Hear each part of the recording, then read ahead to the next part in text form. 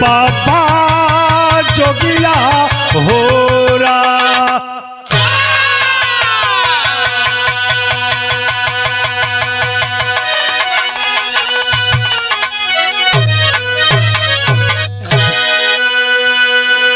हाँ बाबूजी, एक सामाजिक गीत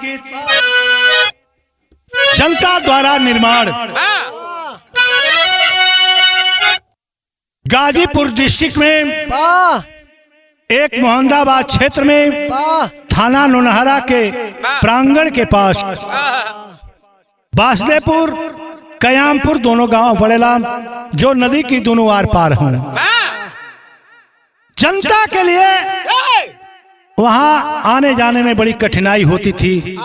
या तो नौनहरा से होकर जाइए या तो मोहम्मदाबाद होकर के जाइए।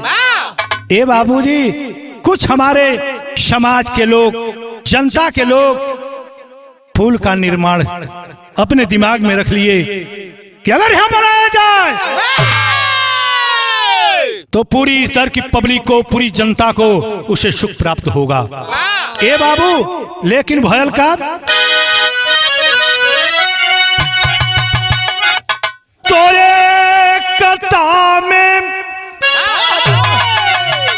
एकता में हुई थी विजय देव की, एकता ही विजय का सहारा बना। फूट में टूट जाता है इंसान भी,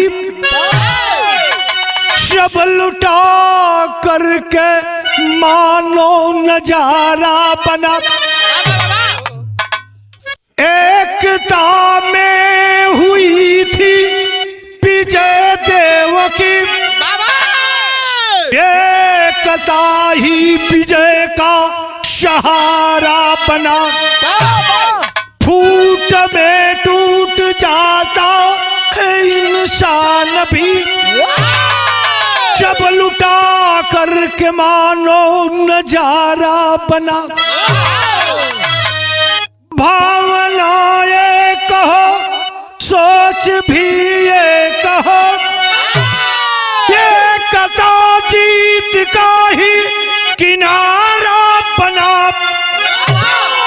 हर युगों में पढ़ो वेद की व्यथा, एकता से ही मानो जग सितारा बना।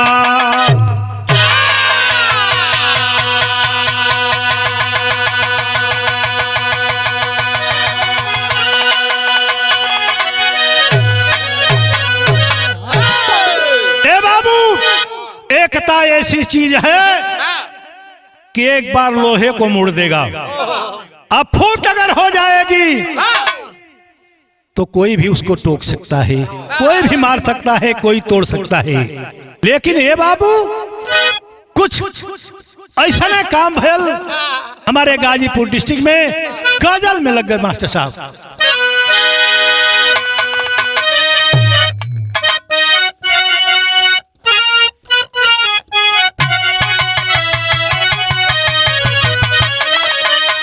यह मास्टर साहब संकेत किला, अरे बसी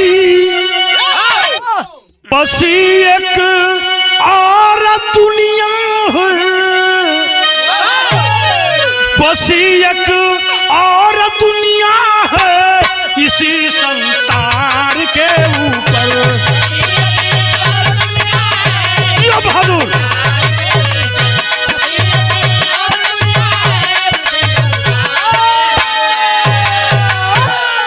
अरे बसी एक और दुनिया है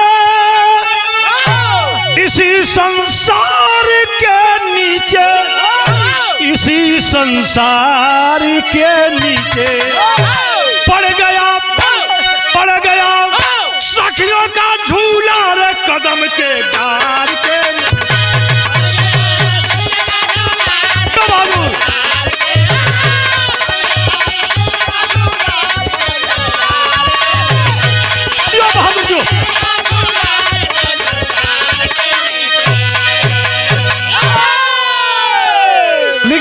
में कितना बढ़िया भाव कवि जी की लेखनी देती है। अरे बनी एक और दुनिया है, अरे बनी एक और दुनिया थी कभी इस काल के भी।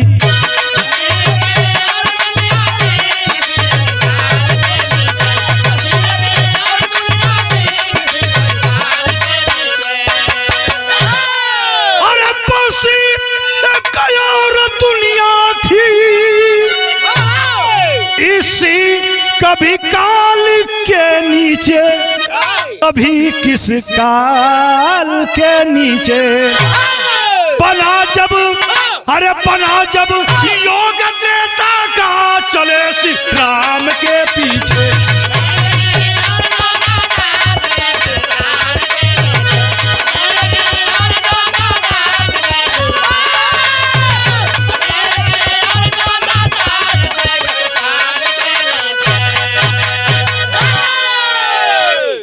जब कहा गया है कि ये दिमाग में, शरीर में वो कुदरत की अगर जिगर में समा गई, उनकी बातों को साया आ गई तो हर कार्य को कर सकता है आदमी। ए बाबू, प्रमाण मिलता है कि जब राम लंका पर चढ़ाई की ना, उस समय उनके साथ नर नारी छोड़ के जितने बंदर भालू वृक्ष थे, जिसको आदिवासी में लिया गया आज जैसे, लेकिन भैया नजम में लग गया।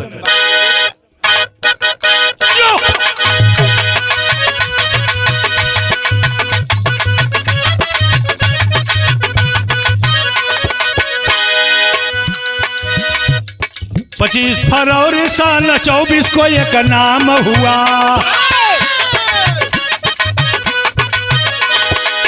जिला गाजीपुर में अनोखा एक काम हुआ।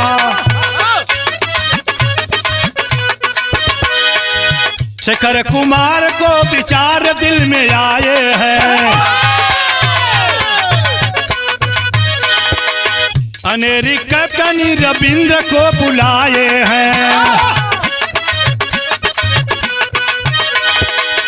जैसे राम ने सागर में पुल बनाया है, वैसे न्याय मूर्ति फर्ज को निभाया है। नाम है लाल जी, बसदेपुर के निवासी हैं। बनाना पुल मगई नदी की उदासी है। कालिका यादव राम वचन निभाए हैं। रमेश यादव जी को साथ में ले आए हैं।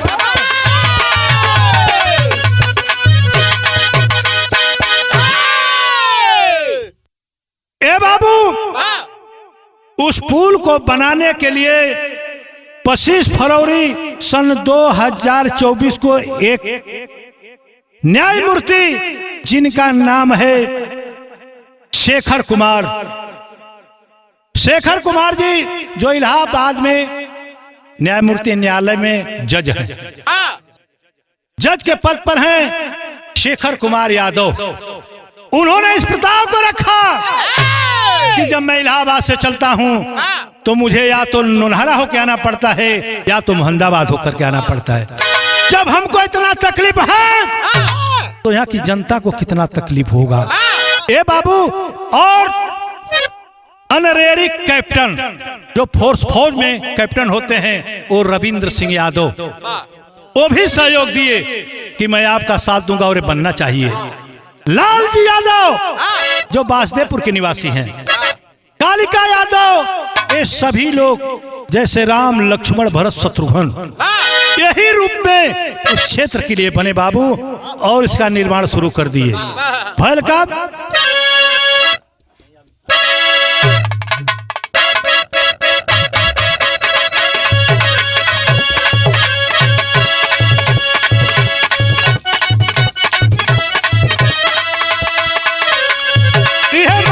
संकेत के नाम क्यों ना दुल्हन बाप जैसा ही भैया हम इनका दुल्हन है कहीं निकल है तो कब यहाँ कोनो पता ना है। आज यहाँ साज के तो लगा के फिरेगा होगा सब कही आवा आवा तुम्हारा हम दौड़ का छोड़ाई ना तो हर जगह सैया मिलल बड़ा ड्राइवर का चलाई गाड़ी हो सैया मिलल बड़ा ड्राइवर का चलाई गाड़ी हो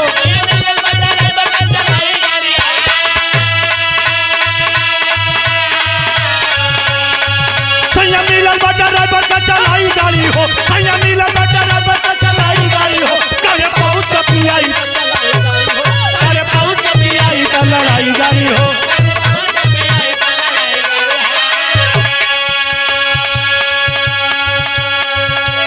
लेकिन के बनल के मदन यादव जानवंत बन के आई गई ले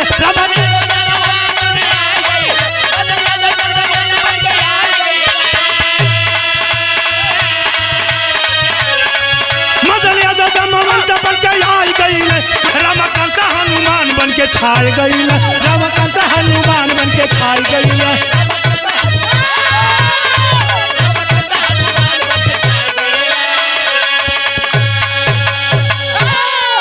ए बाबू मदन यादव और रमाकांत ये दोनों जाना जो है एक जमानत बने और एक हनुमान बने सेना को तैयार किया घूम घूम करके गांव नगर में।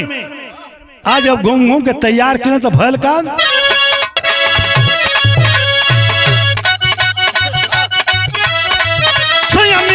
ड्राइवर का चलाई गाड़ी हो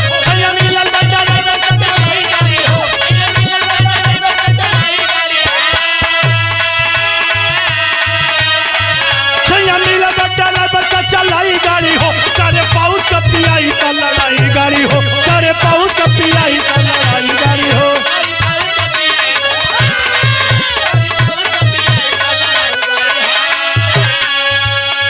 लेकिन गाना में मदन भाई का बात बा मदन यादव जामवंत समझाई गई ले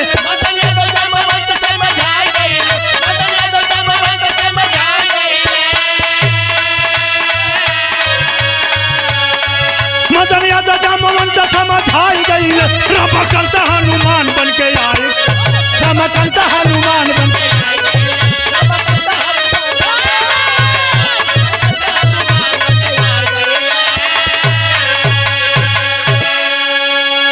मदन यादव जी बाबू जामवंत का रूप लेकर के और मैदान में खड़े हो गए।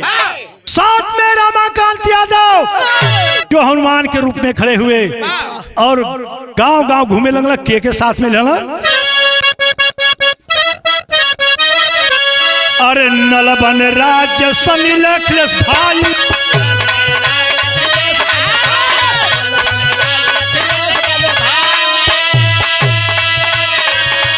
सापा मोमा भाई की साथ में मुलाई सापा मोमा भाई लिए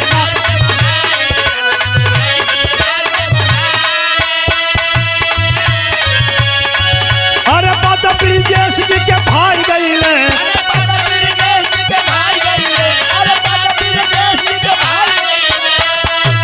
पाता ब्रिजेश जी के भाई गई रमाकांत होली बन के आए गई रमाकांत हनुमान बन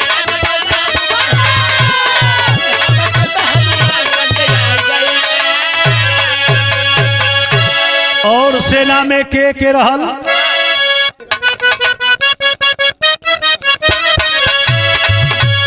दली राम की बाबू लेके आए सेना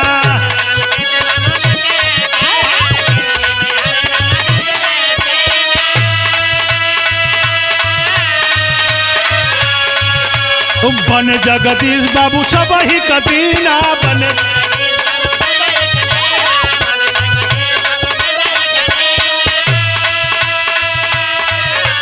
ये कथा का नारा वहां जाई गई ले ये कथा का नारा वहां छाई गई ले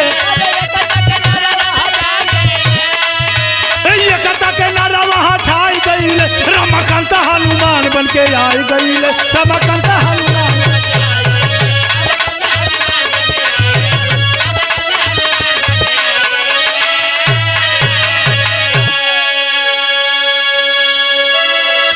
ए बाबू केहू सुग्रीव का, केहू बाली का, केहू अंगद का, केहू हनुमान का, सभी लोग अपना अलग अलग रोल करते हुए जनता को इकट्ठा करके आज जैसे त्रेता में राम सेतु बना था वैसे लोग बनवाने का काम किए शुरू, और यही का आराधना करते थे प्रभु से, प्रभु जो हम लोग आज कार्य को शुरू किए हैं वो आपके हाथ में पूरा करना जनता के हाथ में है।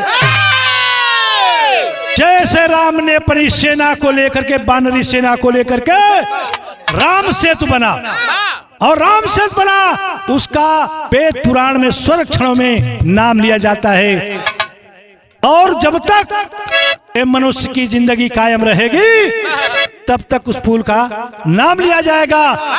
एक काम हिंदुस्तान में और गाजीपुर डिस्ट्रिक्ट में ये पहला हुआ है जो जनता के माध्यम से पुल बना है। धन्य है वो आत्माएं जो जीवित हैं, जो गुजर गए। मैं सबको एक ही बार धन्यवाद देता हूं कि जो भी इस कार्य को किया है वो भगवान उसको जुग जुग जिलावे। लेकिन लग गई तर्ज,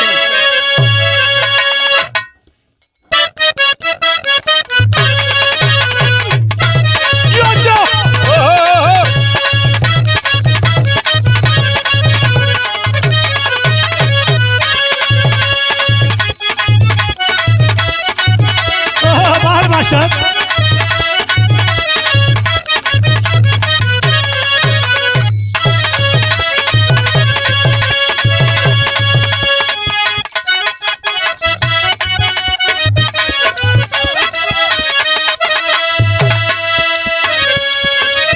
अरे मास्टर साहब क्यों लो दुल्हन बाब कम में उम्र में होकर बियाह हो गए, ससुराल गईल बा, अपने दिल का बात अपने कैसे बतावत या भौजाई से दाढ़ी वाला गल है वहां, लेकिन कहत कैसे बात, अरे हम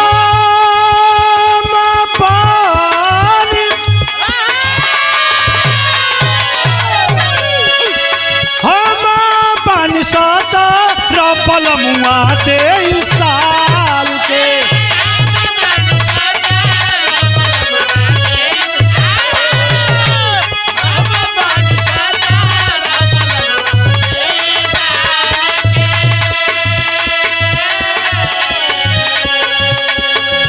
हम पानी साता रपल मुआ 23 साल के। बहुत अच्छे।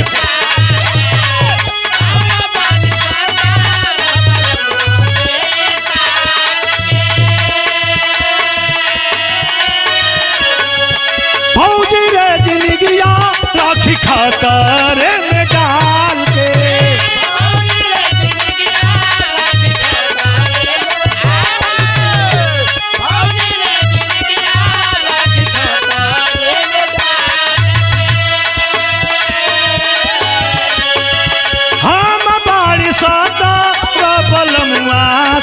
साल के भौजी रे जिंदगिया राखी खतरे में डार के, केतन होई निमल ता सुतई बेनु करी, केतन होई निमल ता सुतई बेनु करी, ये तना फरक पाऊ मरिया में, ये तना फरक पाऊ मरिया में, कमरिया ता दुखई बेनु करी।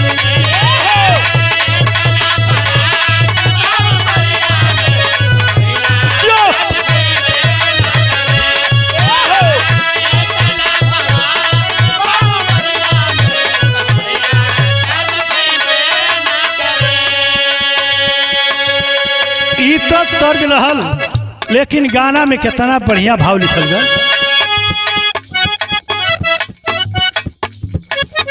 बालिका कहेला दुख बड़े कोई साल,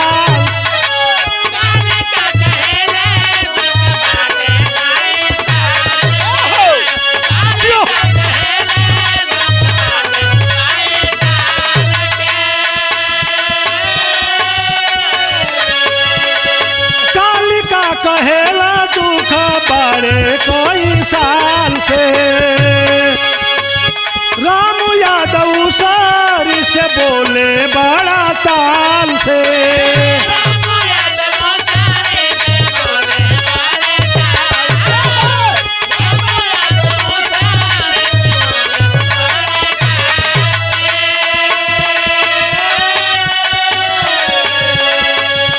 कालिका कहेला दुख बड़े कोई साल से।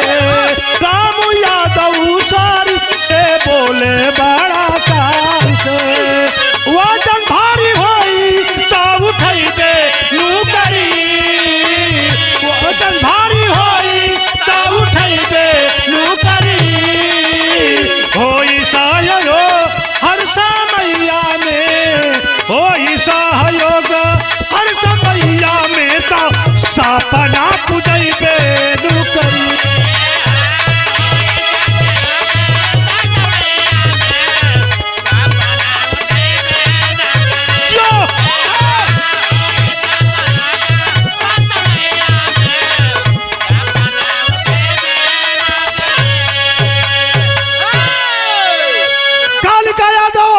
और रामू यादव ए बाबू दोनों लोग कहे कि कष्ट तो उठाना पड़ेगा, तभी ये जो है निर्माण की पूर्ति हो सकती है, वरना नहीं हो पाएगी। अगर हम ही लोग पीछे कदम हटा लेंगे तो।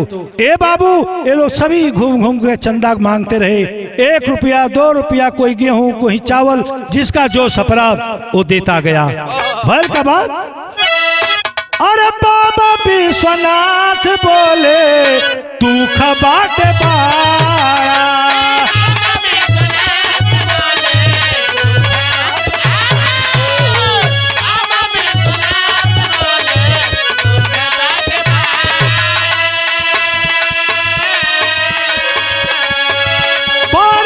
महीना बाटे गरमी जाड़ा।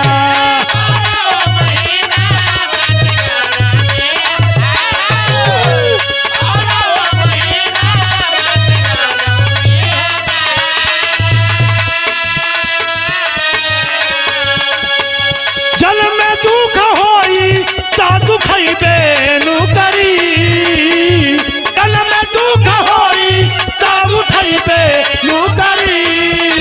बाबा विश्वनाथ बोले दुख बारे बारा।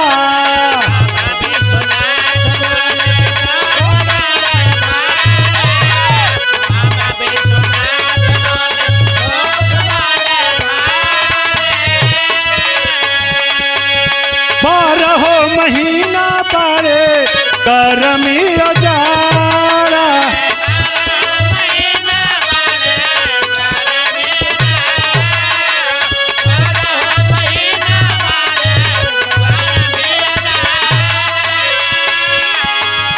जन्म में दुख होई तब खैबे नुकरी, जन्म में दुख होई तब खैबे नुकरी।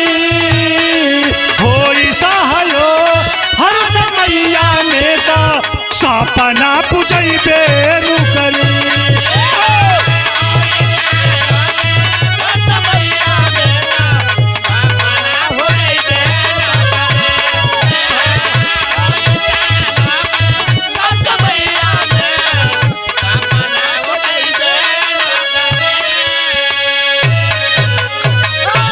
ए बाबू आज रामू यादव साथ में कालिका यादव, विश्वनाथ जी सभी लोग मिल करके एक राह चल दिए और जुटाने लगे। भैल का बात तर्ज लग गई।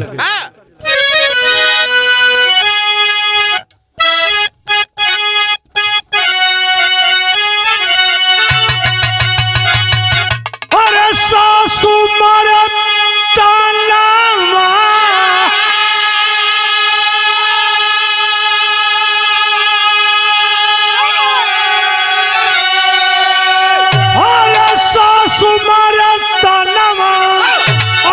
नदिया मारे तनवा रे तनवा, आई हो मारे ना तनवा ना, हमारे आगे का बिटहना तनवा, आई हो मारे ना हमारे आगे का बिटहना। जो बटे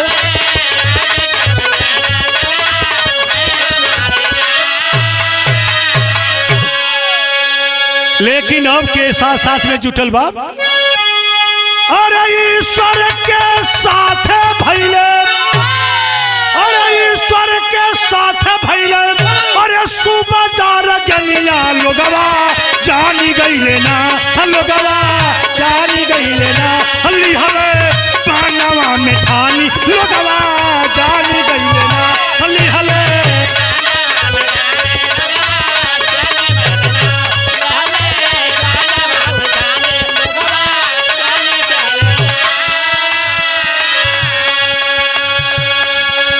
सभी लोग जान गए कि नहीं पुल का निर्माण हो रहा है, कहीं गलत पैसा हम लोगों का नहीं जा रहा है। ए बाबू, ए लिए सब सहयोग का लगल।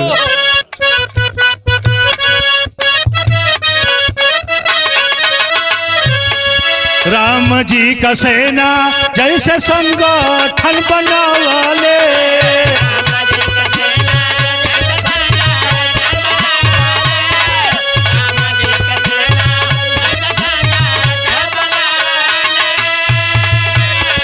जान क्षेत्रवासी सबे सुख भारी पावाले,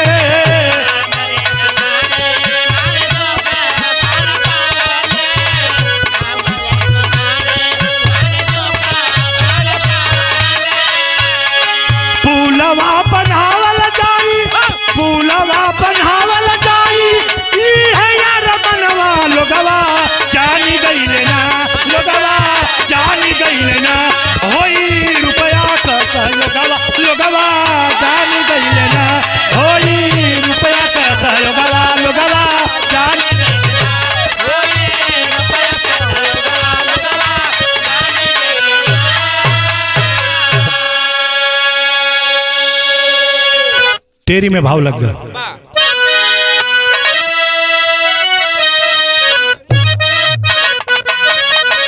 अरे राम, अरे मंगई में अब बधायल, ओ मंगई में अब बधायल पुलवा, राम के लखन साथ में सेना किया चढ़ाई, अरे चढ़ाई, अरे चढ़ाई।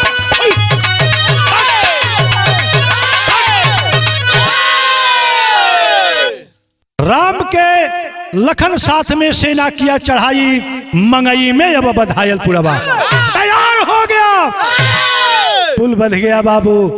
अभी उद्घाटन होने वाला है उसका, और शायद उद्घाटन में हम लोगों को बुलाया जाए। वहां की जनता का ये था। साहब इस गीत को आप गा दीजिए। हमारे कवि जी बैठे हैं, सरभारी कवि जी, इनके कर कमलों से लिखा गया है ये, लेकिन लग गई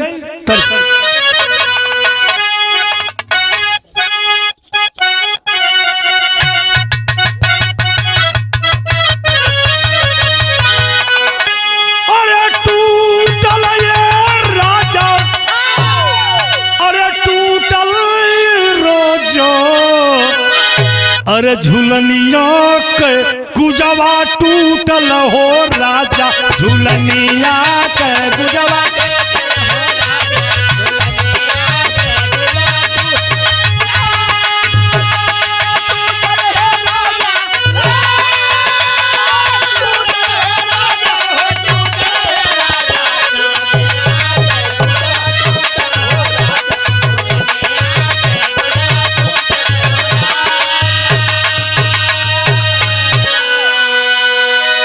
जनता के लिए कहना है क्या? और सेवा हो बाबू, अरे सेवा हो बाबू, अकेले समाज जान सेवाए बाबू।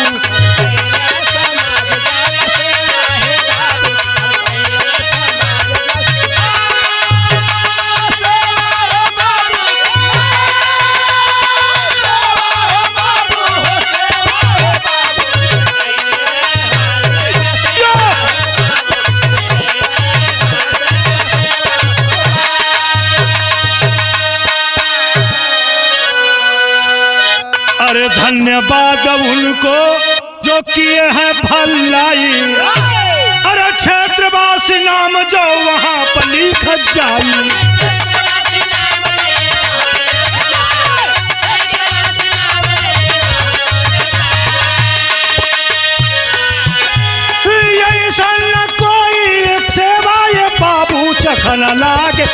मेवा ये बाबू चकन लाल।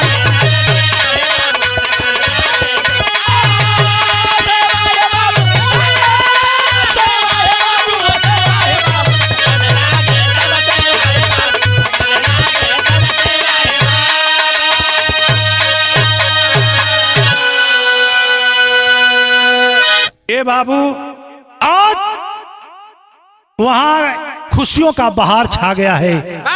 जो भी वहां की बहन बेटी हैं सबको आशीर्वाद दे रहे हैं कि धन्य हो हमारे देश के, हमारे क्षेत्र के, हमारे जवार के जवान जनता, सबको सारी आशीर्वाद दे रही हैं कि हम लोग के आने जाने का सुविधा है, बच्चों को पढ़ने लिखने का एक सीधा रास्ता बन गया बाबू।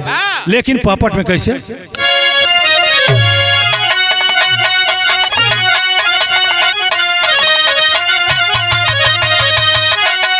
सुधर सकारम ओ गईले सपनवा वही नगरी में, और सुधर सकार हो गईले सपनवा वही नगरी में, और द्वारी द्वारी खिलल बा सुमनवा वही नगरी में।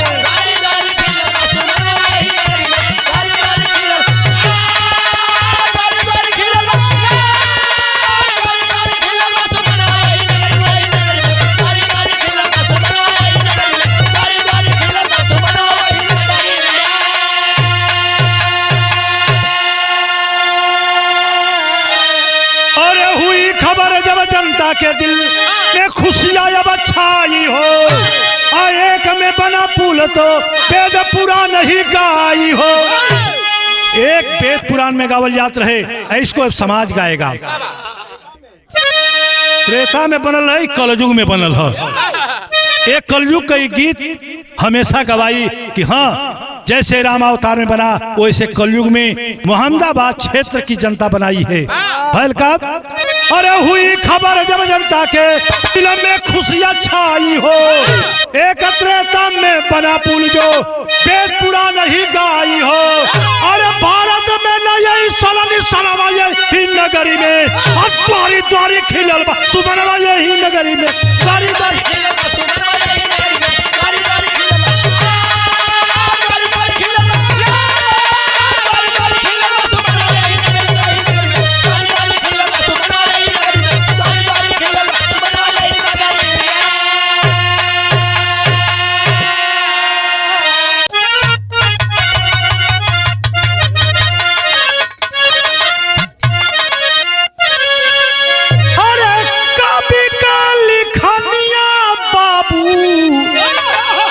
चमक दुनिया में।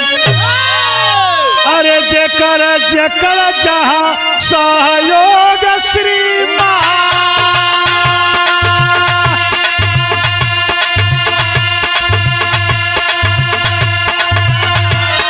जेकर जेकर जहाँ सहयोग श्री अम्मा,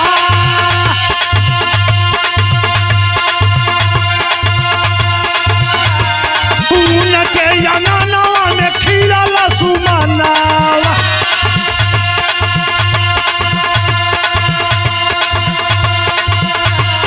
भय महापुरुष अपन दे के समता,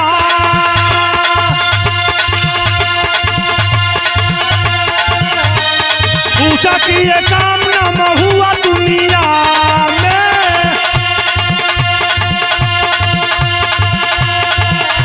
स्वर्गवा में मिले बाबू के आलम्मा,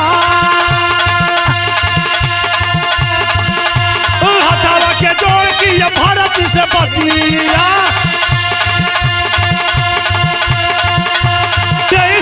नवा के जाने ला जहां, दुनिया कहले बनल सवर में पुना। सदावा पुराण या जगावे ला जहां,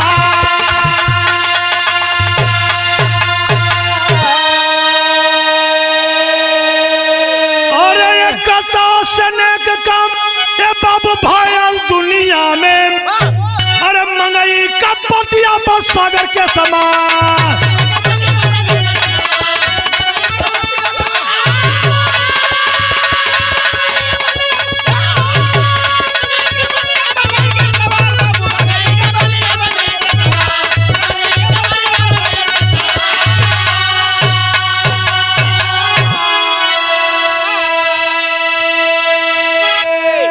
आसना बाबू, जब बरसात का मौसम आता है तो समुद्र से कम नहीं हो जाती है, और उसी का ये लोग निवारण किए हैं, खड़ी में लग गए। और पीडीएस का सपना सजावला ये हरी, और सबके दिलावा का यार मप्पू जौला ये हरी।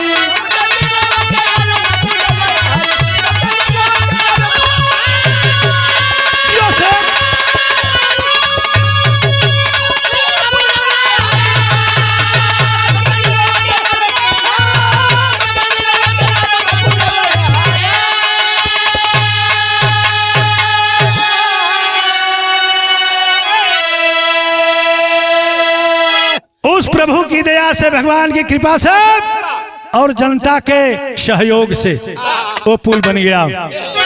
एपीडीएस मैंने सभी वर्ग के वो लोग मिल करके उसको बनाए हैं। अरे आपस में जन जन मिलके जन का करा भलाई, और कदम से कदम मिला के चलो भाई।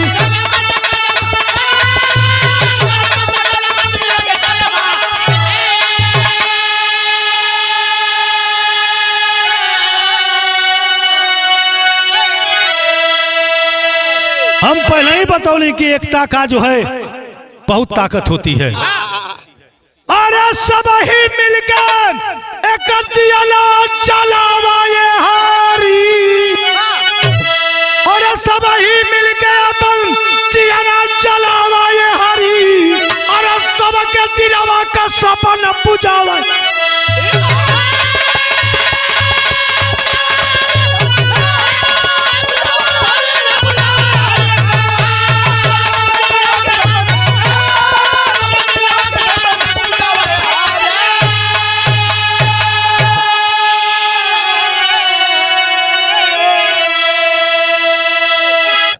यही मेरे विरह का लास्ट रहा। गुरु बिहारी गुरु गणेश राम राज कहलाई, राम लाल की रुकी कलम